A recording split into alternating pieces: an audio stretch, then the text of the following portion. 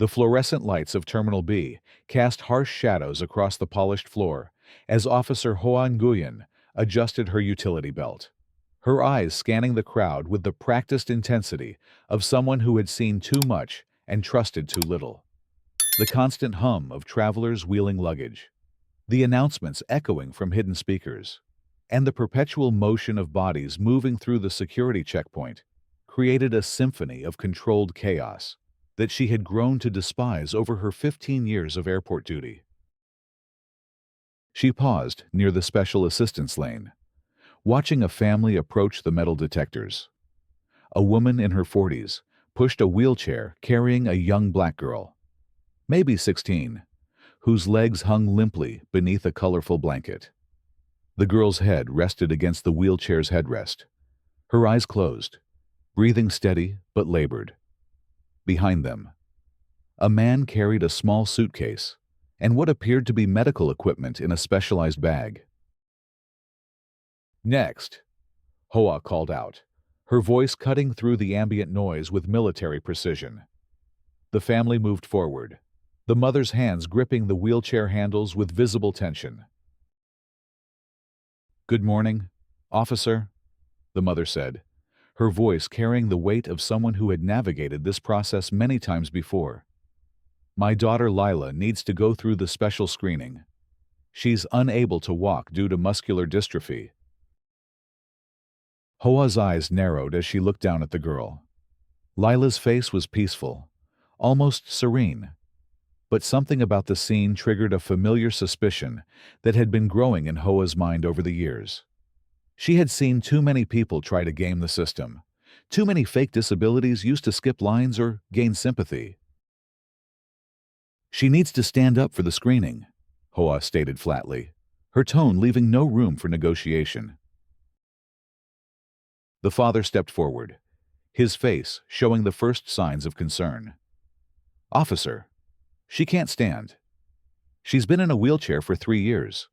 We have all her medical documentation right here." He reached into his bag, pulling out a thick folder of papers. "I don't need to see papers," Hoa replied, her voice growing sharper. "I need to see her stand up and walk through the detector like everyone else. Too many people fake these conditions." The mother's face went pale. "Excuse me, my daughter is not faking anything. She's traveling to Boston Children's Hospital for experimental treatment. She literally cannot stand." Other passengers in nearby lines began to slow their movements, sensing the tension building. A businessman in an expensive suit turned to watch. A young couple with matching backpacks exchanged worried glances. The normal flow of the security checkpoint was beginning to falter as people became aware of the confrontation unfolding. Hoa stepped closer to the wheelchair, her imposing figure casting a shadow over Lila, who had opened her eyes and was looking up with a mixture of confusion and fear. "Look, I've been doing this job for 15 years. I know when someone's putting on an act. Stand up, now." "Officer, please," the father pleaded, his voice taking on a desperate edge. "Look at her medical bracelet. Call the hospital. We're not trying to cause trouble. We just want to get our daughter to her appointment." But Hoa was beyond reason now, her suspicion having transformed into certainty in the way that happens when someone's worldview becomes rigid and unforgiving. She leaned down toward Lila, her voice dropping to a harsh whisper that those nearby could still hear clearly. "I said stand up. Stop faking and walk through that detector, or I'll make you walk." Lila's eyes filled with tears, her voice barely audible as she spoke for the first time. "I can't. I'm sorry, but I can't." The words seemed to snap something inside Hoa. In one swift motion, she grabbed Lila's arm and began pulling her from the wheelchair. The girl's body was limp, her muscles unable to support her weight, but Hoa interpreted this as resistance. "Stop resisting," Hoa commanded, her voice now loud enough to draw attention from across the terminal. "You're under arrest for failure to comply with security procedures." What happened next would be replayed on news stations across the country within hours. HOA, in her frustration and misguided certainty, lifted Lila partially from the wheelchair and slammed her against the concrete wall beside the security checkpoint. The sound of the impact echoed through the terminal like a gunshot. Lila's cry of pain was immediately drowned out by the horrified gasps of dozens of witnesses. Her mother screamed, a sound that seemed to come from the depths of her soul. Her father lunged forward, only to be blocked by another security officer who had appeared as if from nowhere. "Don't you dare touch her!" the mother cried, her voice breaking with emotion. "She's disabled. She's sick." The businessman in the expensive suit was already recording with his phone, his face a mask of shock and disgust. The young couple was backing away, the woman covering her mouth with her hands. Other passengers were pulling out their phones, some recording, others making calls. Dr. Sarah Chen, a pediatric neurologist who had been traveling to the same medical conference as Lila's family, pushed through the crowd. Her medical training kicked in as she saw Lila slumped against the wall, her breathing labored, her eyes unfocused. "I'm a doctor," she announced loudly, kneeling beside Lila. "This girl needs immediate medical attention. She's having a respiratory episode." HOA stood frozen, suddenly aware of the dozens of eyes fixed on her, the phones recording her every move, the growing murmur of anger from the crowd. "She was resisting arrest," she said weakly, as if the words could somehow undo what had just happened. "Resisting arrest." "Doctor." Chen's voice was incredulous as she checked Lila's pulse. "This child has advanced muscular dystrophy. She can't resist anything. She can barely breathe on her own." The father, tears streaming down his face, was allowed to approach his daughter. "Lila, baby, can you hear me? We're here. We're going to get you help." Lila's voice was barely a whisper, but it carried across the now silent terminal. "Daddy, it hurts. Why did she hurt me?" The question hung in the air like an accusation, and HOA felt the weight of it settling on her shoulders. She looked around at the faces surrounding her, seeing not the support she expected from her fellow officers, but a mixture of horror, disgust, and barely contained anger. Marcus Williams, a social worker who had been traveling for a conference, stepped forward. He had seen enough injustice in his career to recognize it immediately. "This is completely unacceptable," he said, his voice carrying the authority of someone accustomed to advocating for the vulnerable. "That officer just assaulted a disabled child." The crowd murmured in agreement, the sound growing louder and more agitated.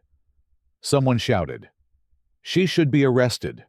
Another voice added, "This is police brutality." Airport security supervisors arrived, their faces grim as they assessed the situation. The terminal's head of security, Captain Rodriguez, took one look at the scene and immediately called for paramedics and the airport's crisis management team. "Everyone needs to step back," Rodriguez announced, his voice carrying the weight of authority. "Medical personnel are en route. Ma'am, sir, we need to get your daughter proper medical attention immediately." The businessman with the expensive suit approached Rodriguez. "I have the entire incident recorded. That officer assaulted a disabled child. This is going to be on every news station in the country by tonight." Rodriguez nodded grimly. "I understand, sir. We'll need a copy of that recording for our investigation." As the paramedics arrived and began treating Lila, her mother stood over them, her hands shaking with a mixture of fear and rage. She's supposed to be in Boston in 3 hours for a procedure that could help her breathe better. Instead, she's been assaulted by someone who's supposed to protect people. The father looked up at Rodriguez. I want that officer arrested. I want charges filed. And I want to know how someone like that was allowed to work in a position of authority. Hua stood nearby, her face pale, finally beginning to understand the magnitude of what she had done. Her supervisor, Lieutenant Johnson, approached her with a look of barely contained fury. Officer Nguyen, you're suspended pending investigation. Turn in your badge and weapon. Now. The words hit Hoa like a physical blow. But Lieutenant, she was non-compliant. She wouldn't follow orders. Orders. Johnson's voice rose slightly. You gave orders to a disabled child to walk, and when she couldn't, you assaulted her. Are you out of your mind? Doctor. Chen looked up from where she was helping the paramedics. This child has been fighting for her life every day. She's been in a wheelchair for 3 years. Anyone with basic medical knowledge could see that she's genuinely disabled. This was completely unnecessary. The paramedics were preparing to transport Lila to the hospital, but she insisted on sitting up enough to speak. Her voice was weak, but clear as she looked at the crowd of strangers who had rallied to her defense. Thank you, she said simply. Thank you for standing up for me. The words broke through the tension, like a ray of sunlight through storm clouds. Several people in the crowd wiped away tears. The businessman knelt down beside her stretcher. What's your name, sweetheart? He asked gently. Lila Johnson, she replied. I'm 16. I was going to Boston for treatment. Well, Lila Johnson, you're going to be okay. And everyone here is going to make sure that what happened to you never happens to anyone else. As the paramedics wheeled Lila away, her parents walking alongside the stretcher, the crowd began to disperse. But something had been set in motion that would resonate far beyond the confines of the airport terminal. The businessman, whose name was David Park and who happened to be a prominent civil rights attorney, was already making calls. Marcus Williams was coordinating with local advocacy groups. Dr. Chen was preparing a medical report documenting Lila's condition and the unnecessary trauma she had endured. Within hours, the video of the incident was trending on social media. The hashtag #JusticeForLila began appearing on posts across multiple platforms. News stations picked up the story, and by evening, it was being discussed on national television. But the most significant development was happening in an office 50 floors above the terminal, where airport CEO Catherine Morrison was watching the news coverage with growing horror and recognition. Get me everything we have on this incident, she told her assistant, and get me a direct line to the Johnson family. Now. Catherine Morrison had built her career on efficiency and fairness, but she had also built it on something more personal. 15 years ago, she had been the maid of honor at her best friend's wedding. That best friend was now Lila's mother, and Catherine was Lila's godmother. The realization hit her like a physical blow. The disabled girl who had been assaulted in her airport was her goddaughter. The same little girl she had held as a baby.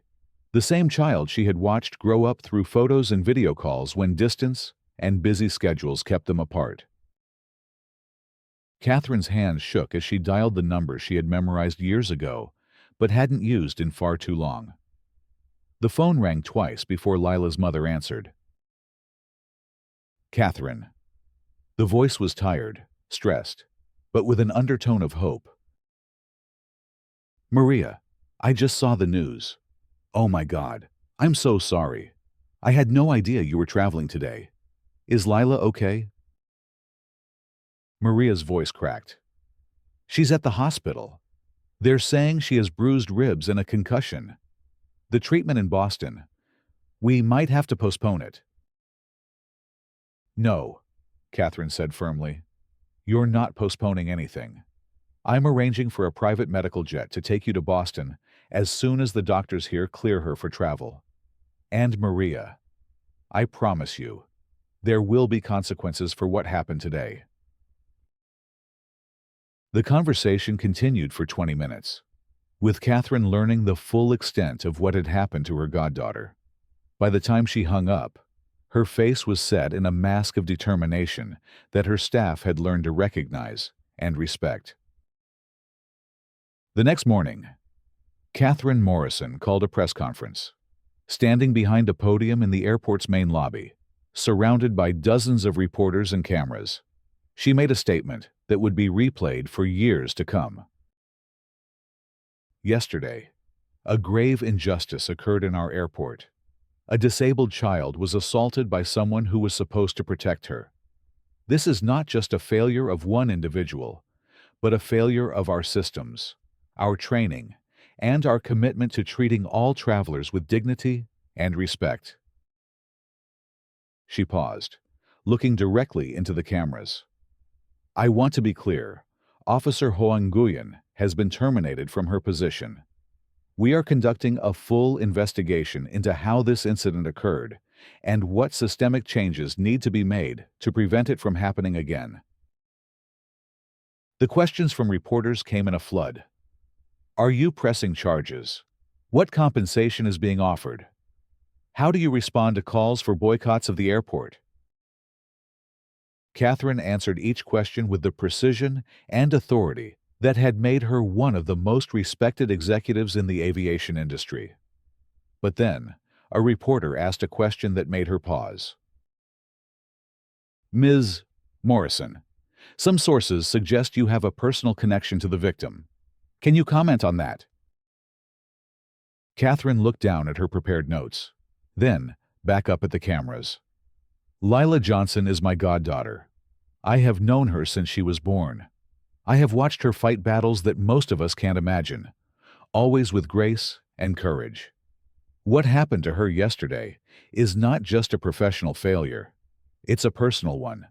I failed to protect a child I love. The admission sent shockwaves through the room. Reporters began furiously typing and making calls. The story had just taken on a new dimension that would make it even more compelling to a national audience. But Catherine wasn't finished. I want to address something directly to the disability community and to families dealing with medical challenges. What happened to Lila is not an isolated incident. Disabled people face discrimination and abuse every day, often from people in positions of authority who should know better. This ends now, at least in our airport. She outlined a comprehensive plan for retraining all security personnel, implementing new protocols for assisting disabled travelers, and creating an oversight committee that would include disability advocates and medical professionals. The press conference was just the beginning. By afternoon, protests had organized outside the airport. Disability rights groups, civil rights organizations, and hundreds of ordinary citizens carrying signs demanding justice for Lila and accountability for the system that had failed her. The protests were peaceful but powerful. Wheelchairs formed the front lines, with their occupants holding signs that read, "Dignity for all," and "Disability is not a crime." Behind them, families with disabled children, veterans with service-related injuries, and elderly people with mobility devices created a visual representation of the communities affected by the discrimination Lila had faced. Dr. Chen, who had stayed in the city to support the family, spoke to the crowd. What we witnessed yesterday was not just one officer's prejudice, but a systemic failure to see disabled people as fully human. Lila Johnson is a remarkable young woman who has faced challenges most of us cannot imagine. She deserves our protection, not our suspicion. Marcus Williams addressed the crowd next. This moment is about more than one incident. It's about whether we're going to accept a society where disabled people are seen as burdens, as fakers, as problems to be solved rather than human beings to be respected. The crowd's response was electric. Chants of justice for Lila and disabled rights are human rights echoed through the airport's surrounding area. Local news stations provided live coverage, and national networks sent correspondents to report on the growing movement. Inside the hospital, Lila watched the coverage with a mixture of amazement and determination. Her parents sat beside her bed, holding her hands as she processed the reality that her traumatic experience had sparked a nationwide conversation about disability rights. "I never wanted to be famous," she said quietly, her voice still affected by her injuries. Her father squeezed her hand. "Sometimes the world needs to see injustice clearly before it can change. You've given people that opportunity." Her mother added, "And you've shown them what courage looks like. Even when you were hurt and scared, you thanked the people who helped you. That's who you are, Lila. That's why people are fighting for you." The next day brought news that would reshape the entire narrative. The district attorney's office announced that Officer Hoa Nguyen would be charged with assault and battery, civil rights violations, and abuse of authority. The charges carried potential sentences that could result in significant prison time. But more importantly, for Lila and her family, the private medical jet that Catherine had arranged was ready to take them to Boston. The treatment that had been delayed by the assault could now proceed, with the full support of the medical team at Boston Children's Hospital. As Lila was being prepared for transport, she asked to speak to the media one more time. Propped up in her hospital bed, with her parents beside her and medical equipment monitoring her vital signs, she looked directly into the cameras. "I want to thank everyone who stood up for me," she said, her voice stronger now. "Not just the people who were there that day, but everyone who has been protesting and demanding change. I hope that what happened to me will help other disabled people not have to go through the same thing." She paused, gathering her strength. "I also want to say that I don't hate Officer Nguyen. I hope she learns from this and becomes a better person. But I do think she needs to face consequences for what she did, so that other people in positions of power understand that they can't treat disabled people like we're not human." The statement showed a maturity and compassion that moved viewers across the country. Social media exploded with praise for Lila's grace under pressure and her refusal to let hatred consume her despite the trauma she had endured. The flight to Boston was smooth, with medical personnel monitoring Lila throughout the journey. Catherine Morrison had arranged for the best possible care, and the experimental treatment that had been delayed was rescheduled for the following day.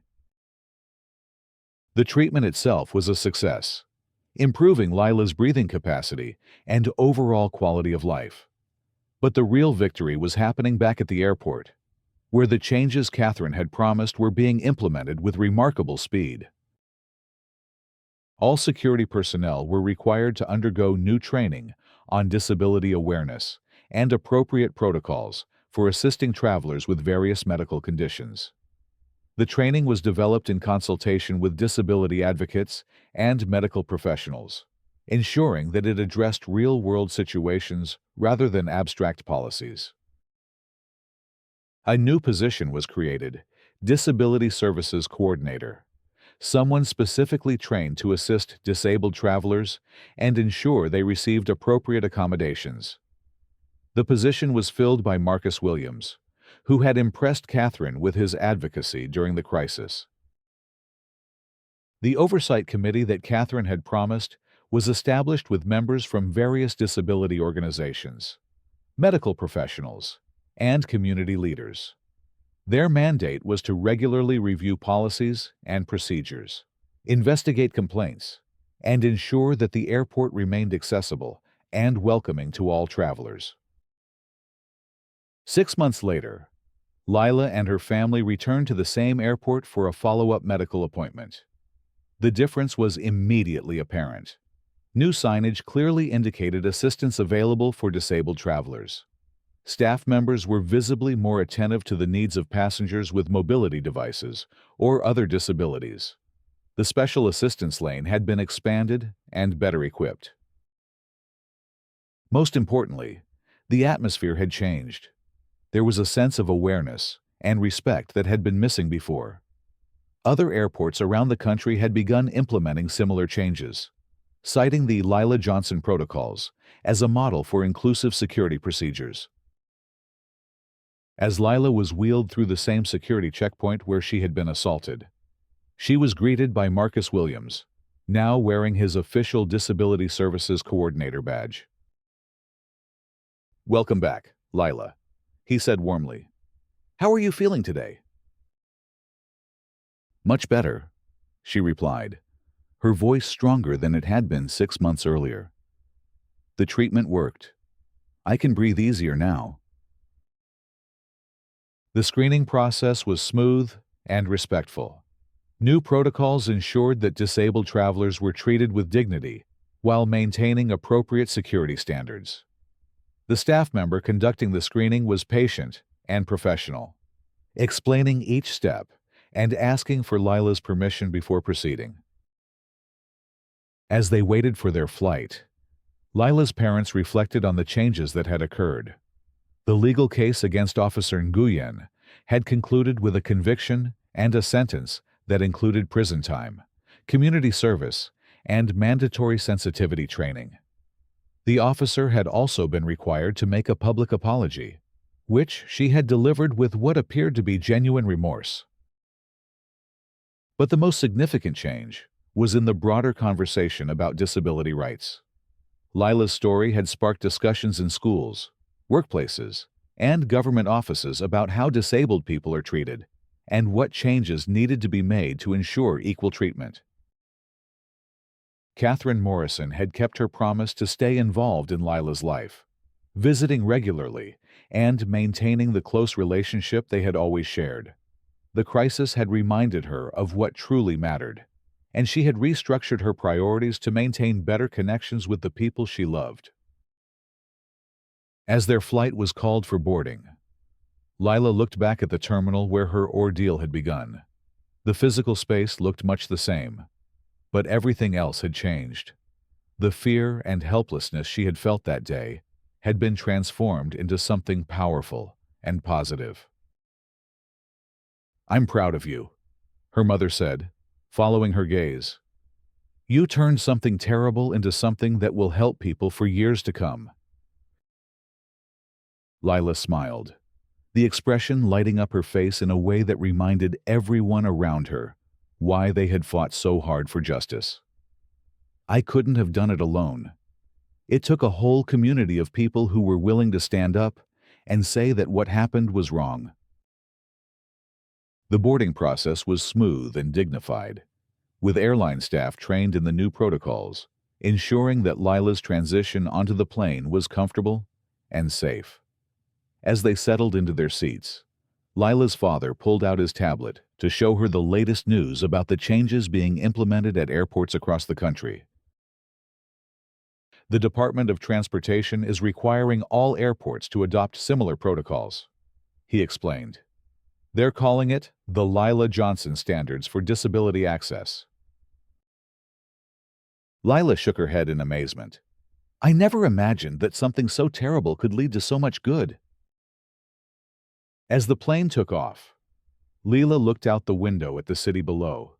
Somewhere down there, Officer Hoa Nguyen was serving her sentence, and hopefully learning to see disabled people as full human beings deserving of respect and dignity.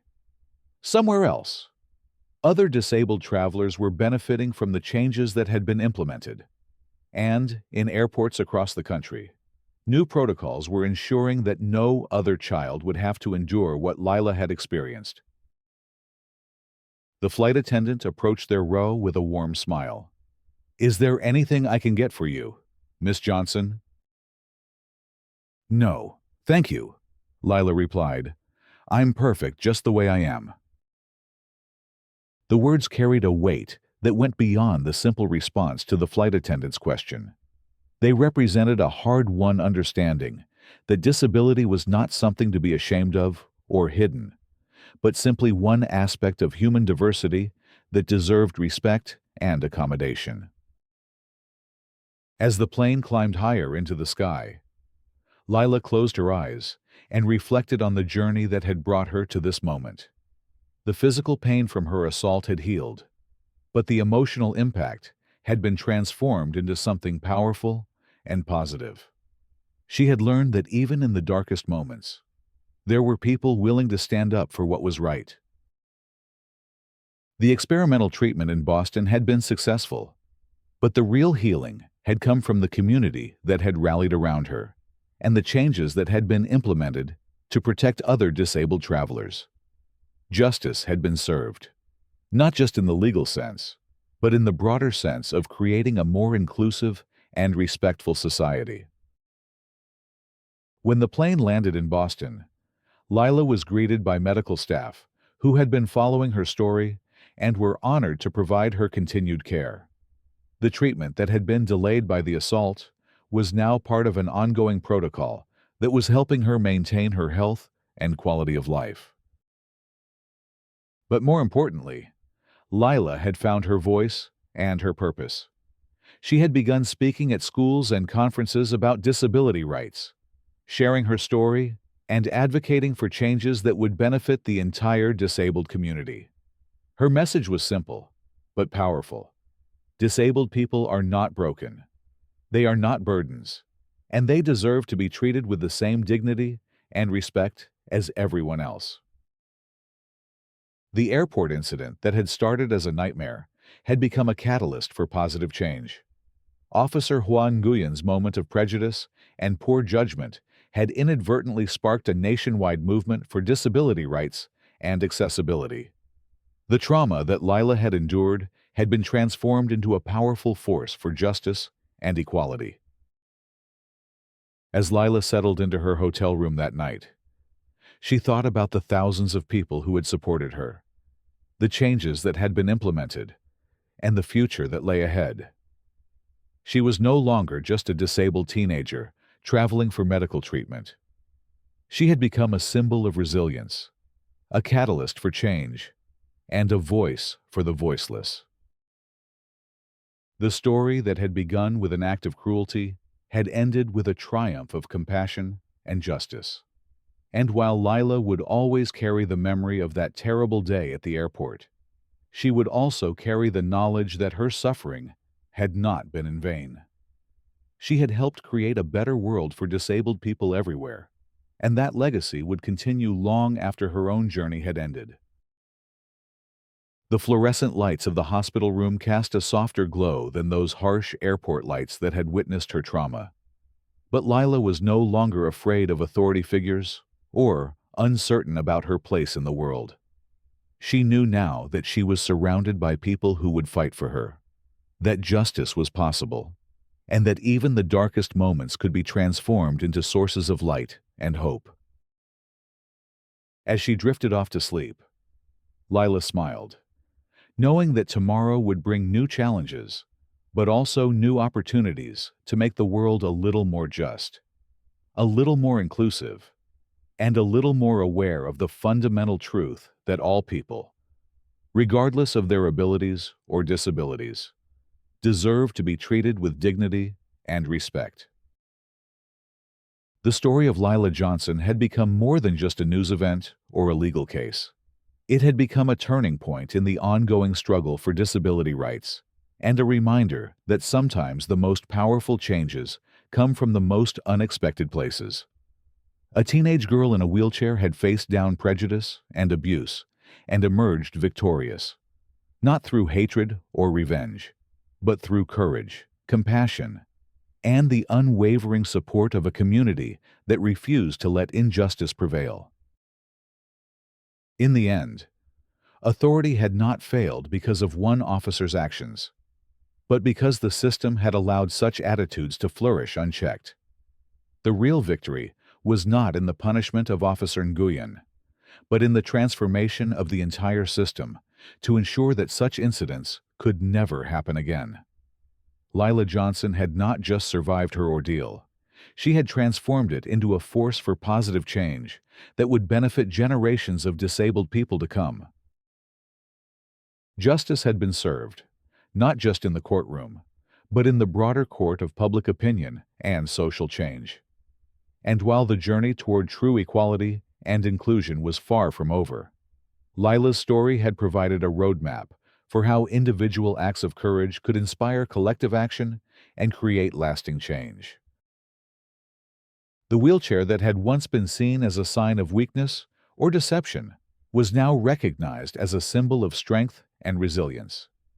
The girl who had been assaulted for her disability had become a powerful advocate for disability rights, and the airport that had witnessed her trauma had become a model for inclusive and respectful treatment of all travelers.